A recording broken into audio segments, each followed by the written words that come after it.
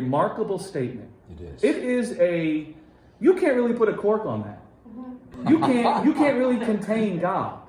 And so it's a remarkable statement to say, I've inherited God, that the fullness of God is inside of me.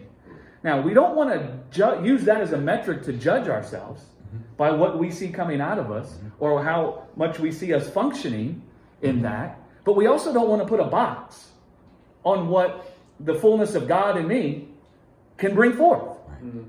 Right? Rather, just let us keep our eyes on the truth of what it means that God conquered death in the flesh of this man Jesus when he raised him from the dead, pouring out his spirit on all flesh. And now the spirit that created all things and conquered death and sin in this guy's body and raised him up into a body that can never be subject to sin and death again. Now that that same spirit is dwelling in us, let us just meditate with God about that. And then let us not judge what can come out. Right. And let us just live by what the Spirit brings forth in our hearts to do.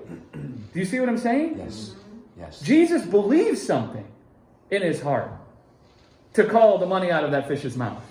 He believes something in his heart when he, be still. Right? Right.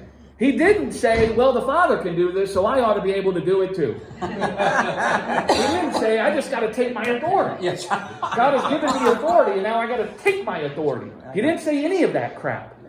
He did it innocently. Right? There's a difference between persuasion and intellectual knowledge. So I can have an intellectual knowledge that God has authority over all things. And then I can take that intellectual knowledge and say, well, doesn't that mean I should have authority over all things? Well, I'm going to take my authority. That's not persuasion. No. That's not faith. Right. Right? Does that make any sense? Yes. Is that like mental